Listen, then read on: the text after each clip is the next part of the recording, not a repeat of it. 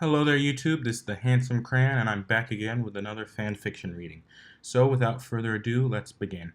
This is Grass by Mozzarella, Chapter 6. We Got This. Quote, "If you're going to dash through rainbows, keep dashing." End quote. The warrior's eyes were already in the frenzy of the battle. He did not want victory, he needed it. He did not lack a worthy opponent, however. Light gleamed off his armor, pompous and confident in its victory. It acted not for purpose, but for violence, pain, blood. Spike fought valiantly against the adversary, parrying the strikes his eyes could follow. Wielding multiple weapons, it lashed out far beyond the capabilities of the dragon's blade. The blow it landed were absorbed by thick scales. He could feel them beginning to break through the natural armor, cutting scorching wounds into the skin underneath. So he redoubled his efforts to simply smother the enemy with sheer force. But alas, it was not enough. The damned sunlight woke him up. The reptilian's gurgle escaped his mouth as he stretched out above the walls of his basket. Sleep-cramped muscles gave their usual complaints along with a few others from his day of crusading. Spike shuddered. It was fun and all, but the three fillies who had accompanied him did not seem to know when to stop. The appropriate time to stop hang gliding is when you've crashed once, not 6 times. The appropriate time to stop bucking trees is when your farmer's sister comes and asks you to stop, not when she chases you off with a threat of being hogtied. He sighed and stopped fuming, literally and figuratively. It's not as if he couldn't think of a way he would rather have spent his days. He just wished it hadn't been so painful. Pain. Right. He recalled his outburst against Twilight with a cringe. He did not look forward to facing up to that. He only managed to dodge the bullet yesterday thanks to her being out late. Again. His muscles ached again. On second thought, he'd rather be given a verbal beating than a physical one at the moment. In addition, he could expect said beating from a pony that was relatively logical and sane. The dragon tiptoed downstairs, only to find his matron staring intently at 2 blocks of wood on the floor, scribbling furiously with a floating pen on a scroll without looking. Okay, relatively sane. Seeing the lack of need for sneakiness, he walked down normally, approached the block to find any sign of something interesting. He was disappointed. It was 2 wooden cubes. They were absolutely uniform and uninteresting. Not even a speck of paint. Twilight didn't even acknowledge the dragon as he crept further and further into her field of view. A minute of staring past without incident or interest, Spike began to worry about the obsessive unicorn. It was one thing to be observant, but it was another thing to be monitoring something so bland with such passion. She went as far as stroking her chin as the blocks did nothing. Spike opened his mouth to speak, which was quickly prevented by Twilight's hooves, leaving her chin long enough to shush him. He pointed and returned to watching. That's when they snapped together. There wasn't a great distance between the blocks. Half a foot, perhaps. They sat upon relatively smooth surfaces. It certainly wasn't uncommon for things to move without being touched. Twilight's scroll and quill could attest to that. However, these lacked the telltale glow of telekinesis. The movement happened very suddenly and finished just as suddenly. The clapping of the wood on wood reverberated through the library, along with the surprised yelp of its residents. Twilight was knocked back on her rump by surprise. Spike followed her example. His expression was one of slight confusion, paling in comparison to her look of concerned shock. "Twilight, what just happened?" Spike said, feeling that the time had passed for greetings. She let out a weary breath. "I'm studying attraction between duplicated objects." "Why are you saying it like that?" "For emphasis," she responded, as if it were the question he was asking. Twilight rolled his eyes. Spike rolled his eyes. "I mean, what is it?" For some reason, the cloned objects have strong attractions towards the original object, and vice versa. It's not quite the same with clone ponies, so I'm trying to find a trend between these to make predictions about the rest. The dragon kneeled down and poked the joined blocks with a clawed finger. They remained clamped together, exactly the way wood wouldn't do. Weird, he remarked casually. So, you want anything for breakfast? I think I'm feeling eggs today. Twilight was prepared to have a discussion about magical science, not about food. She didn't answer, finding the question to be oddly difficult. Spike just shrugged. Suit yourself. He walked off. The unicorn was tired of not understanding things, of not understanding this magic, of not understanding its implications, and most of all, of not understanding why no pony cared. Are you even thinking about the problems this could cause? About how Dash is going to have to suffer losing her free will on the matter? This is getting ridiculous. The blocks on the floor refused to answer her. She picked them up and cantered over to her desk to examine her notes. Don't worry, Dash. I'll find a way to fix this. It's strange how early one can awaken sometimes. One might expect that surplus time in any given morning would be eagerly taken up by sleep, especially if there was SX fatigue the night before. Yet one can still find themselves awake and full of energy in spite of opposition. It might have depended on the pony's mood, the quality of the sleep, or even the quality of the bed. Or maybe the companion. Rainbow Blitz didn't know when he woke up that the problem with keeping your face buried and eyes closed when it's quite clear that no more sleep could get done. He still didn't want to get up. There was just something so pleasant about this particular cloud. There didn't seem to be anything special about it. It felt like any other. It might have had something to do with the stripes. Stripes? His eyes opened. With his eyes apparently open, he could now see the sleeping form of Rainbow Dash on top of him. The sound of deep snoring reverberated from where she rested the back of her head on his chest. His forelegs rose and fell gently with her steady breath. Oh yeah, last night.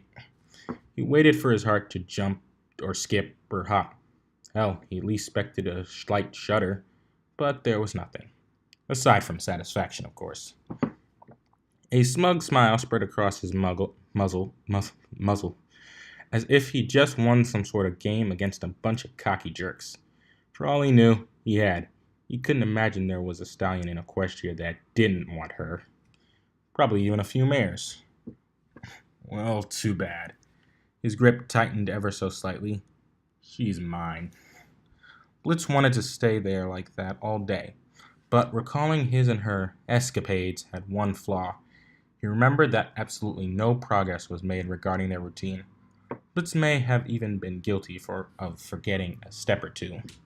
He groaned, trying to build up the resolve to get up. However, the journey was long and inspiration scarce. So he absently dragged his muzzle across his partner's neck. There was that smell again, although it lacked the soporific effect with the active goal being to exact opposed to sleep. He felt around until he met her ear and then gave a playful nudge. Dash's snoring faltered. Butch recalled what he'd learned from the previous night. Among other things, Dash had very much enjoyed when he played with her ears. He found the tip of the ear and placed it between his upper teeth and lower lip. Applying slight pressure, this stopped the snoring completely, making way for a not entirely unhappy groan. The stallion laughed as he gave the ear a tug, careful not to actually be hurting her. He himself was still a little sore. It was a bit too early to start with that again. And evidently too early for Dash to wake up. Despite the smile on her lips, she turned away whenever he tried to reach her face to talk to her. Come on, Dash, he said softly. We gotta get to work. She flailed a weak hoof in the direction of the sound. 5 more minutes, she grumbled, nesting further into the crook of his neck. As much as Blitz enjoyed the experience, there was flying to do. He dodged the hoof, still laughing quietly. He craned his neck in position, his head on the other side of her. All right, if you won't wake up, I'll just have to do this. The stallion began vibrating his forelegs, shaking his companion up and down violently. Her still sleeping eyes tried to open as she made a sound between a gurgle and a grunt. Her hoof shot out clumsily again, except this time Blitz was too preoccupied with messing with her. Something hard collided head-on with his nose. The shaking stopped instantly as the foreleg flew into the injury. Hurt! He exclaimed profusely, his eyes clamping shut as he writhed beneath the still recovering Dash. When her brain stopped nearly smacking against her skull, she twisted onto her stomach to face the injured alarm clock. Jeez, what was that all about? She asked, rubbing her eyes. Blitz only continued holding his hooves to his muzzle in fear of it falling off. He might have tried to growl, but it came out as a whisper. What's up with you? I would think you'd be happy after last night. She finished her sentence with a weary grin, twirling a hoof in a circle on his chest. You punched me in the nose. Pfft, no, I didn't. How are you going to tell me that wasn't a punch? Dash rolled her eyes. You big baby. Let me see. She tried to push his hooves out of the way, but they wouldn't budge. Stop. It's probably broken. Ah, does little Blitzy Witsy want me to kiss it better? Blitz crossed his forelegs and looked off for her, offended. It couldn't hurt. Dash grabbed his chin and turned it towards her. She flicked her mane behind her head, half closed her eyes, licked her lips, and leaned in. Blitz raised an eyebrow, surprised at how easy that had worked. He closed his eyes, leaned back on the cloud, and waited for the fruits of his plan. Dash grew closer. He could feel it, her breath on his fur. Her pace was agonizingly slow. His lips met him, and she kissed him on the nose. A look of utter disappointment washed over Blitz. He squinted his eyes at her snickering face. Feel any better? She asked through giggles. No, he deadpanned. What was that even? She rolled her eyes again. Well, you said your nose hurt. She gave him a peck on the cheek and rose up from the night-long embrace. We can't waste any time getting caught up in that stuff anyway. Blitz started to push himself up as well. That's what I was trying to tell you when you punched me in the face. You want I should hit you again? She threatened, holding a hoof. Like you could hurt me, he said back. I could, did, will, and you loved it. She smiled, shoving her face against his with each word. Her smile was ferocious. Blitz resisted the urge to tackle her there. It took some effort to remind himself that he'd been trying to get on task for some time now. He kept getting distracted for some reason. All right, later. Then we'll see who's loving what. He retreated from her face, if only to control himself. Can't wait, she replied cheerfully. She approached the edge of the cloud and hopped off, disappearing below it. Blitz peered over the edge to find the cloud where they had left their bags just below. Some considerable drifting must have happened overnight. He followed her off. What are you feeling like? She asked, rummaging through the bag. There should be some apple fritters in there somewhere. I'll have some of those. The rich smell assaulted Dash's nose when she brought out the wrapped package. She eagerly ripped open the paper to look for the little balls of fried delicious, unobstructed. Me too. She popped one into her mouth and tossed a few Blitz's way. He managed to juggle them into the crook of his forelegs without falling flat on his face, a notable conceit considering how breakfast went last time. They ate their fatty and fruity dough, thankfully without incident. Every pony's hoofs remained functional, and eye contact was not avoided, nor was it dreaded. Hey, Dash, Blitz said, wiping some crumbs from his mouth. Yeah? Do you have any idea what exactly we were afraid of? Last night, I mean. Dash furrowed her brow and frowned.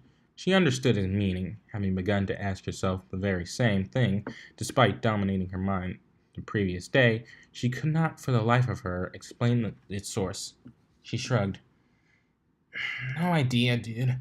Probably something stupid. He frowned. It's killing me not knowing. It just seemed like such a big deal at the time, and now I don't know what it was, or even what ended up fixing it.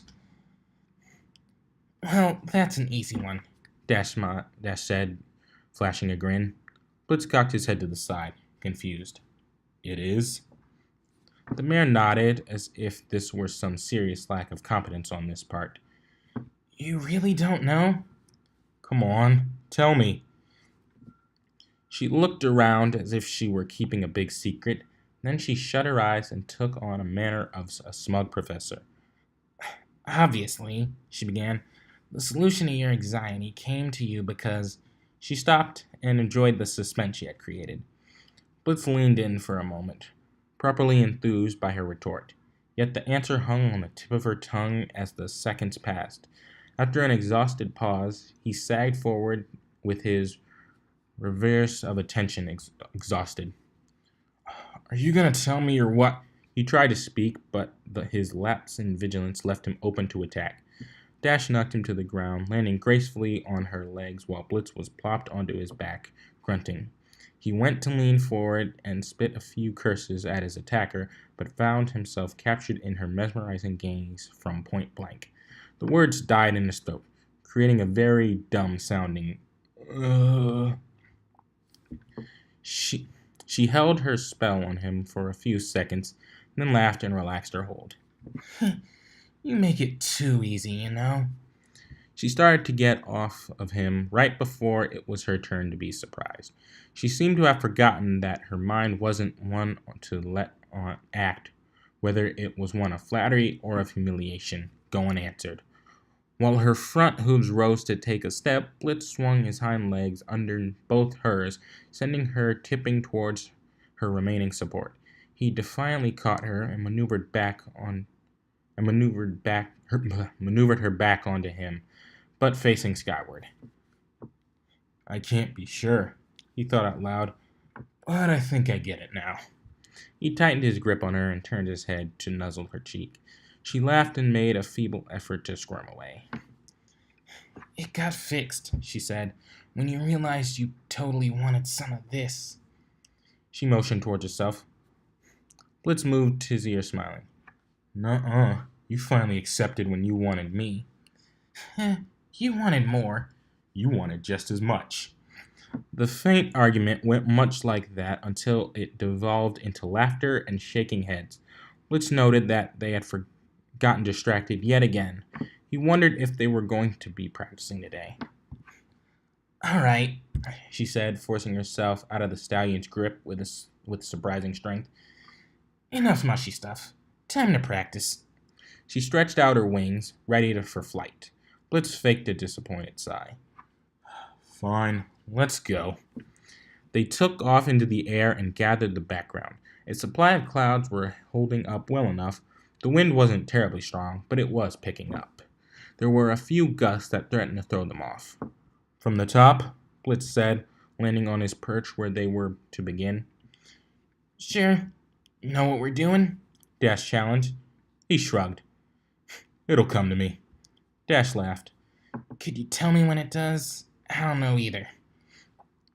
They crouched low to the clouds, partially because of the wind and partially because it looked cool. We got this, Blitz said over the wind. Dash nodded. Yeah, we do. Go! And they tore open the sky. Pinky, I already explained myself twice. Why should I tell you again? Because I wasn't listening. I didn't quite understand either. I didn't quite understand either. I'm sorry. Could you please tell us again? Rarity sighed, defeated. How could she say no to such a valid and soft-spoken request? Still, She wondered why she bothered. Pinky may have had the upper hand in tic-tac-toe, but she was no match for the seamstress in a complicated game of chess. Who could blame her or Fluttershy for not looking 5 or 6 moves ahead? And yet, it wasn't any less tedious. Of course, Fluttershy. There's no need to be sorry. She shut her eyes as if the plan was written inside her eyelids. You see, we can't just go charging ahead into this. I had thought we could before, but she shut us out then. If we remove the pressure and ease the idea into her head, she's less likely to lash out and refuse. She might buckle under the pressure from stewing in her own thoughts. The yellow Pegasus nodded understandingly. Oh, okay. I don't really need a clone, if that helps you girls at all. On the contrary, Fluttershy,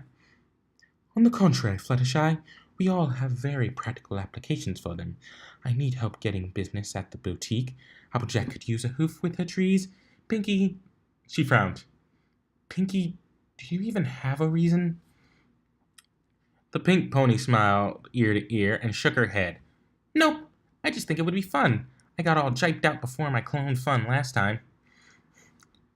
Rarity shook her head, dismissing any thought of Pinky. It was best course of action if one wished to understand sometimes. Nevertheless, she said, turning back to Fluttershy, you arguably need one most of all. I do? She asked, confused. Yes, dear. Far more lives depend on your work than ours. You need help caring for all of Ponyville's creatures, big and small. That's why we're sitting at your cottage interviewing ponies to help you. You were doing it, so we can say we did anyway. A rustle came from the cottage. A stranger must have tried in vain to bypass one of Fluttershy's many deadbolts. The poor fool.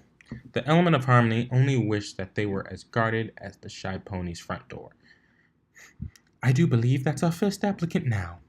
Rarity got up and strutted to the door, mentally working on the locks before she arrived in the hopes of finishing beforehand. A lost cause, of course. It took another second to jiggle out the last few. On the other side of the door was an off-white Pegasus with even offer white hair. None of the pony's coats or manes seemed to be naturally colored. There were patches where it appeared to have been scratched or ripped off. The cutie mark looked like some sort of lumpy, cloud-like mound. His wings twitched absently as he nervously itched his arms, appearing as though he was taking considerable effort not to bite the offending area. His head was busy rubbernecking around as if he were being pursued by the government. Rarity's warm welcome faltered as she took in the sight. Her years as a service to fashion were screaming that this pony was tearing down what she stood for. There was some reluctance to allow this gentlecoat inside, let alone give him the chance to get a job. Hello, sir. Hello, sir. Can I help you? Something in her voice suggested that she hoped the answer was no. The stallion's eyes shot towards her as the words left her throat. His reaction seemed like that would be good in the Air Force, though they'd probably have background checks there. He checked for secret agents one time before finally turning to the unicorn. Yeah. His raspy voice was surprisingly high and disturbingly coarse. There was a job here, right? A job? I can get some bits? Rarity hesitated to answer, his appearance distracted from what he was saying. The information was placed on the back burner to wait for her to finish juggling every bit of the poor colt's fashion sense. That wiry mane curled low to his head as if it were made of clay, those wings with the split feather sticking up all over. And well, the teeth had done a good job of matching, and the teeth he did have did a good job of matching his coat. She lurked back into reality and shook her head. The information the stallion had spit out was waiting for her. Well, yes, you can earn a modest compensation, should you choose. May I ask your name? He sniffed forcefully. Who wants to know? He shot back reflexively.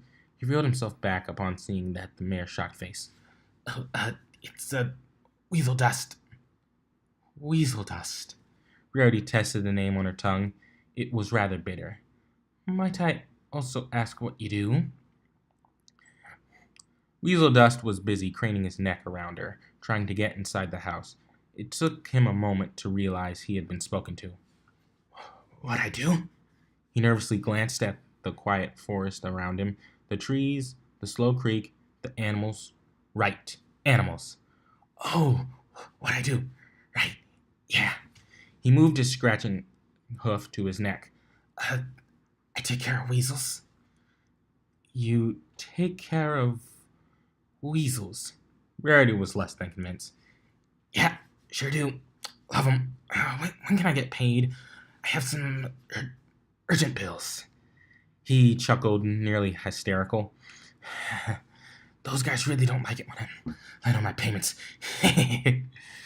Rarity slowly began to close the door. She leaned out and tried to deter him. Thank you so much for your time, Mr. Weasel, but the position has just been taken. Terribly sorry.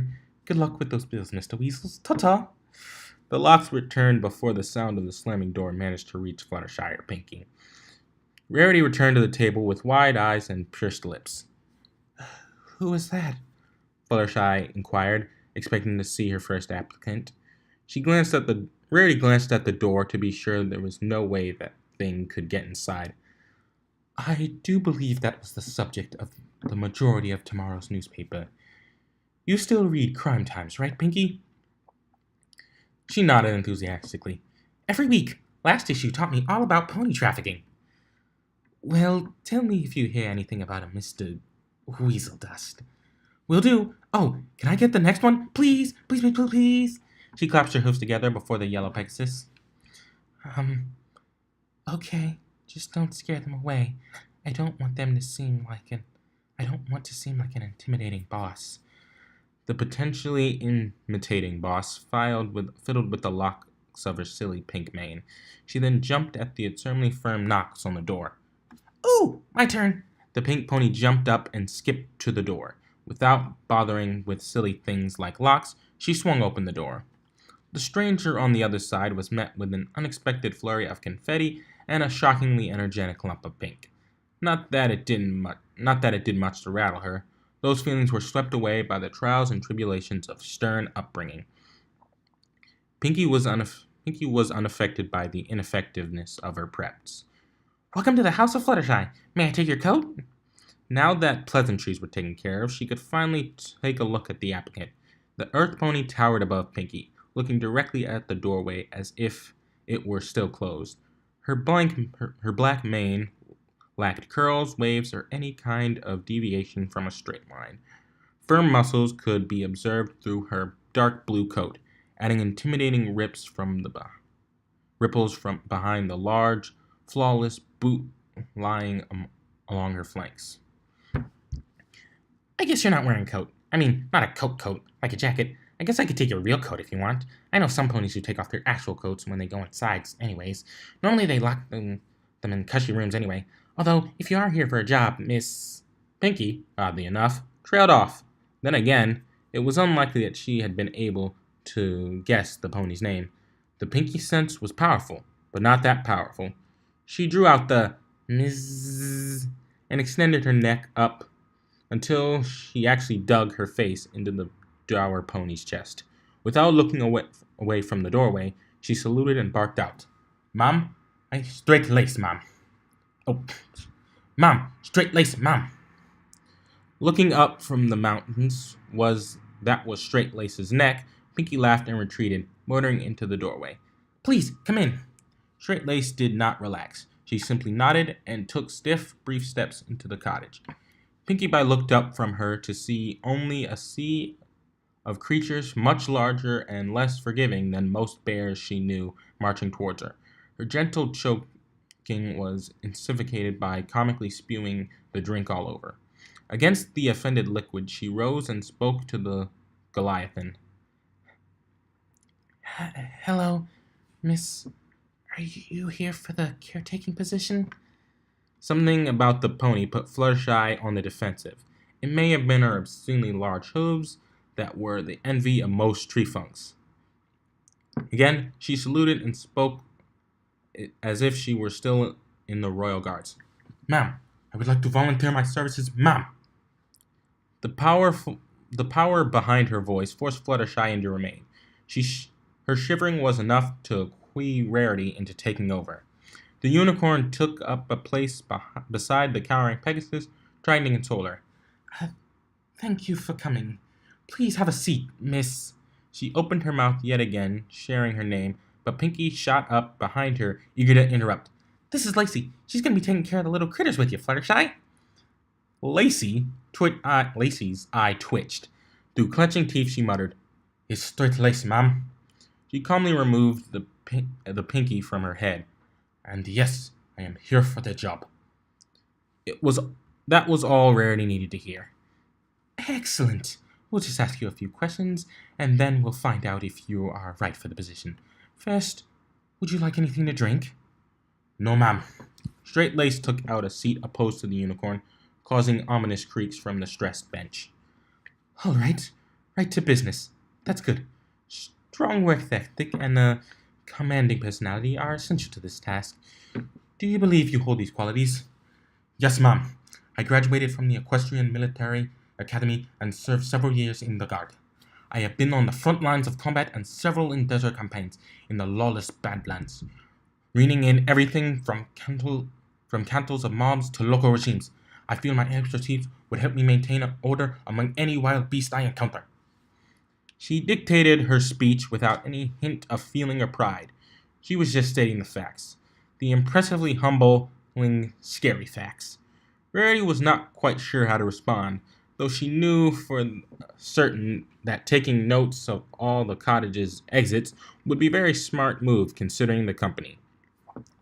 She also knew that any attempt to try to unjustly dismiss this applicant would result in another article in Crime Time, along with a particularly fabulous obituary shot. That's when Pinky came in to the unexpected rescue, finding a seat on the other side of her yellow and pink host. "Okay, so you stop a group of critters. That's great." She examined her hooves, acting unimpressed. "But tell me, Lacey." "It's Straight Lace." Pinky ignored her. "Can you be fun?" Straight Lace cocked her enormous head. "Fun? Fun. I I don't know why that's important." A look of uncertainty adorned her face for the first time in years. Pinky was appalled. "Importance! Importance! Importance!" She hopped up on the table and pressed her face up against Straight Lace. "I'm sorry." "Fun is the most important thing ever. Without fun, life is meaningless. Our lives are meaningless without fun." Straight Lace's lips started to shake. "I didn't think I know how to make fun." So, you don't plan on entertaining these furry little... So, you don't plan on entertaining these little furry, worry, itty-bitty critters? "I don't... Are you capable of doing what's necessary, soldier?" Strands of the large earth pony's immaculate black mane detached themselves from its main body, sticking up defiantly. She could feel another flashback to the war coming. The hellish shrieking of the Griffin fleet, the constant threat of PIEDs, the knowing that around every corner another band of marauders waited to pounce on her. For a moment, she was a rookie again. Her throat went dry. Emotions came back. Sorrow, recklessness, hopelessness, fear. Her eyes looked directly in front of her as she made a half-hearted salute while shaking visibly, ruining her image of a ruining her image of a roundabout earth pony. "Are you?" Pinky barked at her from behind a pair of sunglasses that weren't there a moment ago. Straight Lace breathing quickened. She swallowed. "No." "What? I can't hear you, soldier. You're gonna have to speak up. Are you prepared?" "No, I am not prepared. I'm sorry, Sergeant. I can't do this." She stood up and started pacing the room. Pinky quickly returned to her seat, confused. "Relax. It's just a question." Straight Lace would be doing no relaxing. "Don't discharge me, Sergeant. I'll clean the latrines. I'll do laps. That's it. I'll go do 40 laps, then I'll clean the latrines. I am a good soldier, Sergeant." Her steps rocked the cottage as she fled from the cottage, thumping and coupled with repeated murmurings of, "I'm a good soldier." Rarity's jaws was several meters underground. Any deeper, and it would have required a mining team to retrieve it. Fluttershy curled into a trembling ball, when the yelling started. Pinky just shrugged. Jeez, what's her problem? The unicorn managed to take a break from catching flies to stare incredibly at her pink friend. Fluttershy peeked out from a mane to check for signs of conflict. Her head emerged cautiously. Can we be done for the day? I don't really need help. Rarity nodded, adjusting her hair. Sure, darling. I think that was quite enough. Things to tend to. I'll see you later. Okay. Fluttershy replied softly. Thank you for coming. We aren't doing this again, are we? The unicorn went wide-eyed at the thought of conversation with more of Ponyville's unemployed. The thought did not appeal her. No, I'm confident that our alternative will be successful. That is, unless you want to check again. Rarity gave an unconvincing smile. The Pegasus shook her head wildly. Good, she said, relieving. So long. She checked both ways upon reaching the doorway, then took off running in fear of crazy ponies. Pinky stood and skipped into the door. I should go too. I need to find this guy who owes me some bits. Bye, Fluttershy. Hey, that rhymes. The door shut behind her, but the talking continued. The yellow Pegasus took a few deep breaths to try to calm down. She decided that some nice therapeutic brushing of little fuzzy animals was in order. Angel, she called. Could you come here, please? I need you. Could you at least... Could you at least describe what the rest of the song sounds like? Nah, it's pretty much the same throughout. Don't worry about it. But I want to know. I feel like I could perform better if I knew the whole thing. Rainbow Dashes raised an eyebrow at her clone lying next to her. She put a hoof on his shoulder, mock consoling him. If you're that worried about it, you could fly back to Canterlot and ask to hear it again. Personally, I think we might even have to tone down our show so that they don't kick us out for being professionals. Is that one of the rules? Blitz asked, worried. Dash shrugged.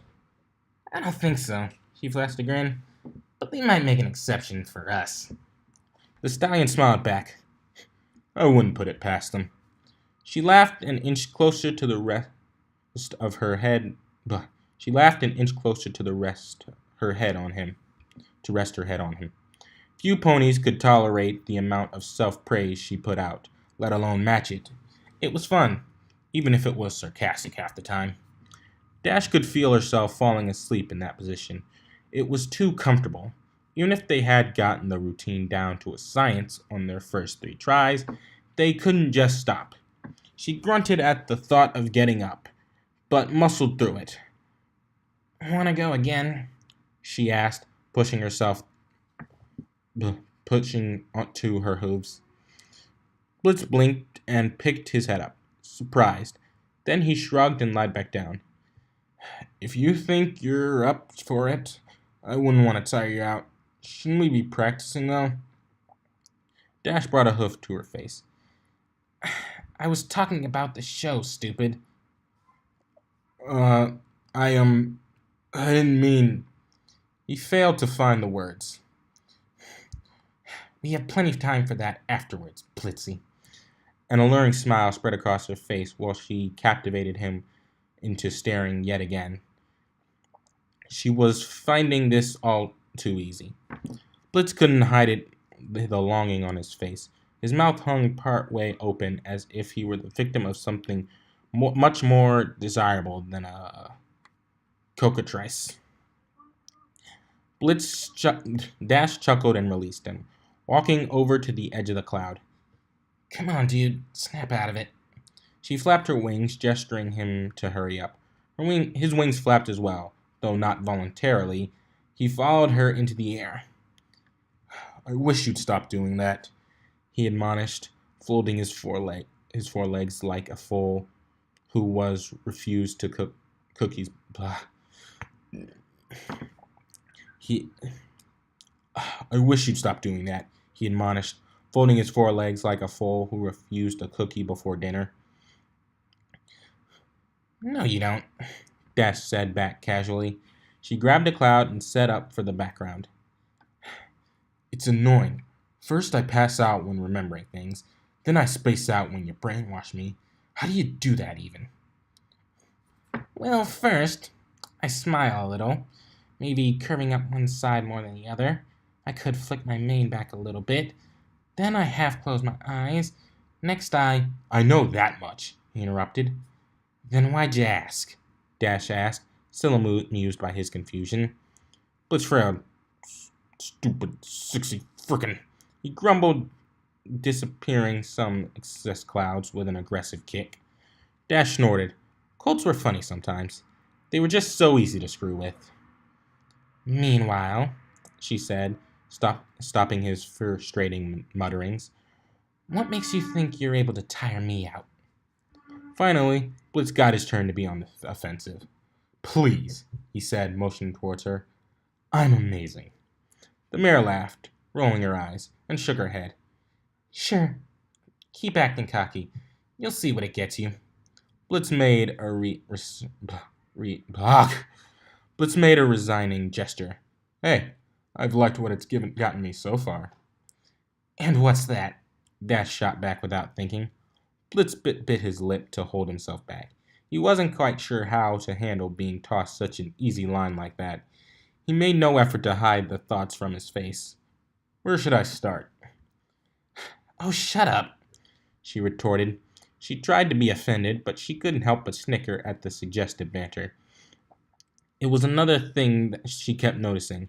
Matching wits always seemed to go well. Neither had the upper hoof for long, what with sharing a brain and whatnot, so she often found the results of her joking around to be pretty damn hilarious. Come on, she said, landing in her position. Let's get started before some pony gets punched. Feisty, Blitz remarked, finding his perch, though he said it under his breath for fear of actually getting punched. Gender stereotypes did not seem to apply to them regarding physical ability. If she wanted to hurt him, she probably could. Dash took a deep breath. She imagined the crowd waiting silently to be rocked out of their minds. She tensed up as the synthesizer groaned through her mind. When it stopped, her eyes shot open and she hit the sky. There was no need to even initiate it with words this time. Blitz practically shared the vision with her. Polychromatic fires flared up behind them as the drums crashed into their ears. Bakeries always smelled like cakes and cookies, tempting to one's nose as soon as they entered. It really saved them some trouble with convincing their customers. The sound of a growling stomach is about as revealing to a haggler baker as showing one's hands to a card player. Almost every food establishment has this advantage, where the products are sold. It's likely they can be smelled there too. Farms did not have this advantage. It's not that the smell of fresh soil and grass didn't have its own charm. It can be quite relaxing, actually. Just the smell didn't really compare to a nice, sweet apple pie. Applejack was given another whiff of wood as she leaned in to inspect the roots of the tree. It can't always be time to buck apples. Sometimes you got to grow them. And they were definitely growing. The farmer could see nothing wrong with the specimen's health, which was rather surprising. The repeated attack to its branches by a certain unicorn looked very severe at the time. Applejack had never seen such abuse since her visit to the northern lumberjacks. She shuddered in memory. It took some kind of pony to put all that care into something only to cut it down for resources. She could never do such a thing to her trees, her pride and joy, her children, her... Crap. Oh. Why do you stick, you stupid little... Applejack glanced behind her, as one normally does when copious amounts of obscenities is spat out with educated elegance in the middle of a sentence. Slice of elegant blush in the middle. Trap. Applejack glanced behind her, as one normally does when a copious amount of obscenities is spat out with educated elegance in the middle of a serene slice of nature. There was also the issue of the unannounced guest snooping around flinging curses in the possible presence of a young filly who had yet to get her cutie mark. She walked calmly around the trees to find the source of the wailing, though it was easy to place the voice. Few ponies knew that many words for, well, you know. Granny would have tamed my hide if she heard me talking like that. Twilight jumped at the intrusion, hitting her head on a low branch. Sparing the branch of any curses, she turned to the farmer. What? Applejack, what are you doing here? Work here, Sugar Cube? I also live here. The unicorn looked around like a filly lost in Canterlot. Surely she had seen a tree before. I'm in the orchard? How did I get here? A minute ago I was in the park. She trailed off, trying to remember just what exactly brought her here. Applejack laughed slightly. It wasn't the first time Twilight had wandered there, distracted by something, although those times she had been reading a book.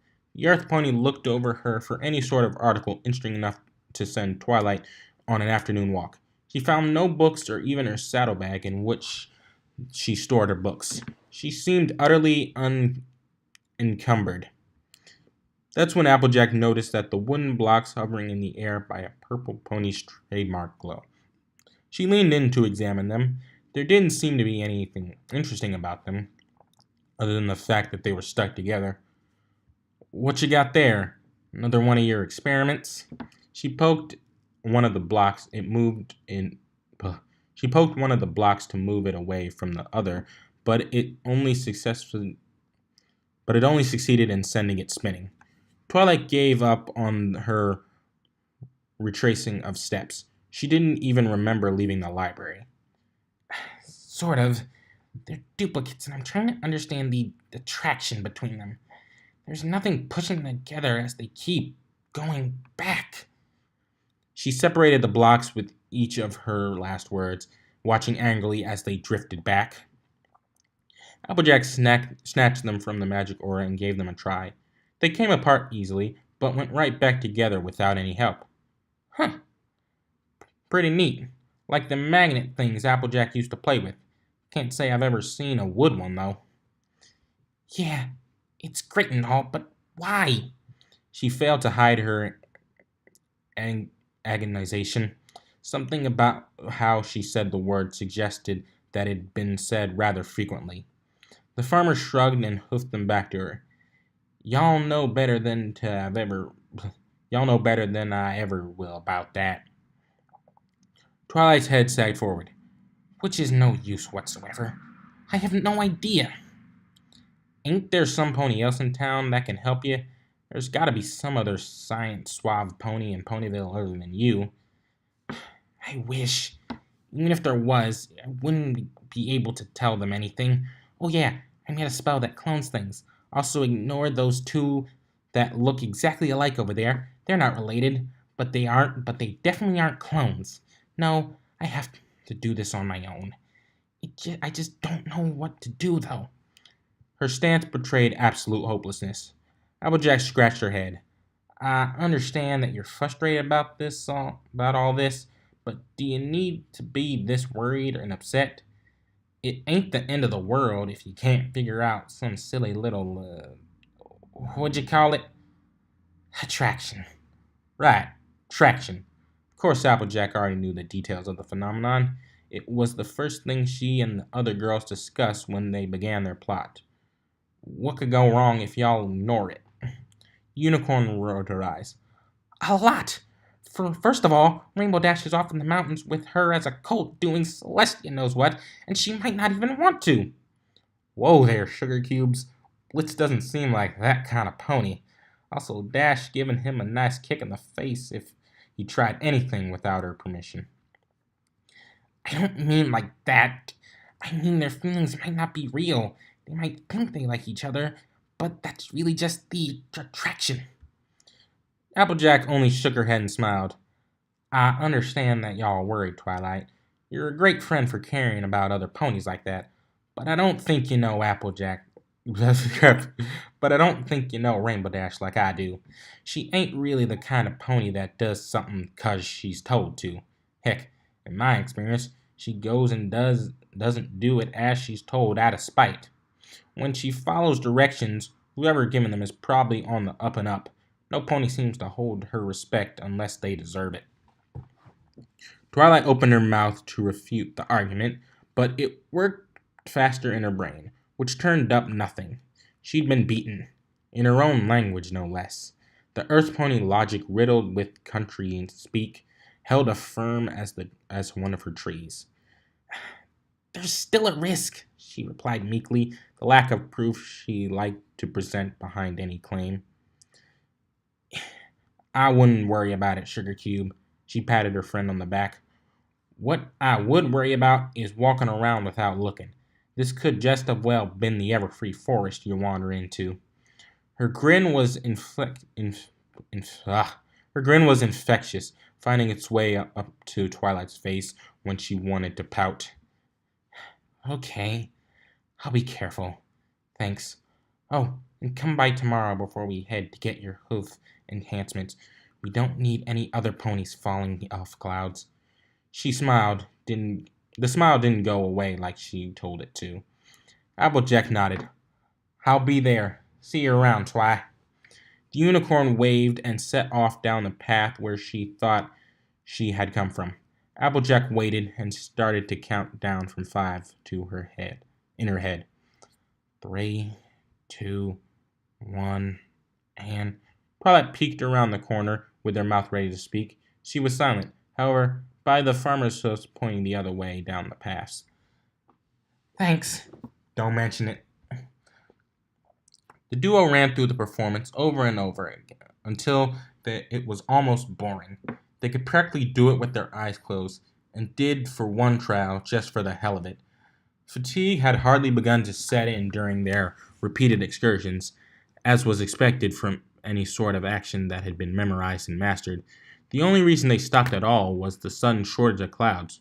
Who would have thought that wasteful exposure of a slowly replenishing resource could eventually deplete? Evidently not the two best weather ponies on the other side of the mountains. The weather was at the moment called for scarce cloud cover over Camelot Valley. Really scarce, like one cloud. It held aloft a slightly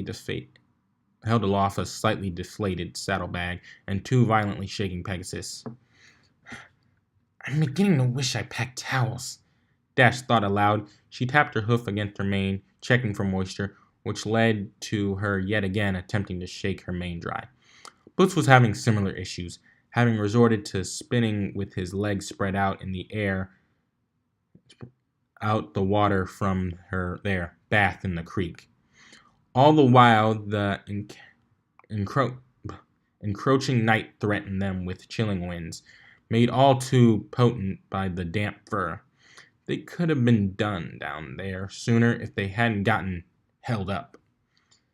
Ahem. I'm beginning to wish you warned me before I tried to dry off with a cloud, Butch responded bitterly. Dash rolled her eyes. Sorry for thinking you were smarter than that. I'll remember next time. Who do you think I get it from? He retrieved his sleeping bag and proceeded to spread them out on the clouds. Don't try to pin that on me. It's not my fault colts are stupid. She returned her mane to its normal look with one more shake. Blitz snorted. Says Miss, why don't we start making out in the water? 'Cause that's such a great idea. You weren't complaining. Didn't get much of a chance to. You tackled me onto the rocks. Damn near cracked my head open.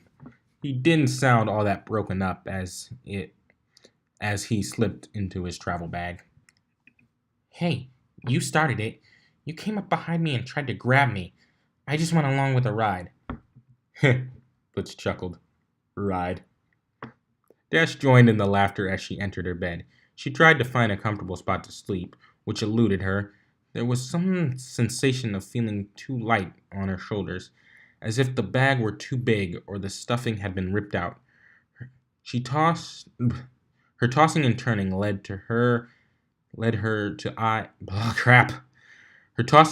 led her eyes to Blitz's bag, which spun right along with hers. Oh yeah, Dash said, shaking her head at her own lapse of judgment. She nudged over to her clone, who still writhed in almost comfort. Dude, open up. He grunted. Open what up? The bag. We're not weird anymore, remember? A blank look washed over his face, closely followed by an embarrassing recollection. Oh yeah, he said, rubbing his forehead. He then hastily unfastened the sack, allowing Dash to squirm in before he shut the night air back out. She, in turn, engulfed Blitz in her bag. Oh, dude. You're still wet. The mare noted while making no move to remove herself from his grasp. He smirked and gave a short sneeze. So are you. She met his look and raised him a bit of mockery. Psst, you wish. He cranked his head back and looked at her, astonished. Was that a challenge? Why do I even bother? She twisted around onto her back onto him. We both know I have the upper hoof in this relationship. Blitz couldn't quite make out the time to contest one's rank was not when crap. Blitz could not make out that the time to contest one's rank was not when the very attractive opponent was in bed with you. I've been meaning to ask, he asked. How come you always end up on top of me? She shrugged. I guess you're just really submissive or something. A growl escaped the stallion's mouth. If we didn't need to be flying tomorrow, I'd show you submissive. His breath grew heavy as he tracked his muzzle across her neck. She flipped back onto her stomach again, propped up by her forelegs on Blitz's chest. She leaned in, fiery confidence dancing in her eyes. Don't let that stop you, Blitzy. I'll let you rest up before the show tomorrow, she snorted. You'll need it when I'm done with you. Far below the valley was remaining clouds. A mother owl looked up at the sky from her nest, not in awe of the miraculously placed stars or the dazzling light of the moon, but appalled at the primal sounds echoing through the forest. She kneeled down to her hatchlings and wrapped a wing around its ears. It was far too early to be having that conversation. That is the end of chapter 6. Sorry about messing up a few lines. Until next time.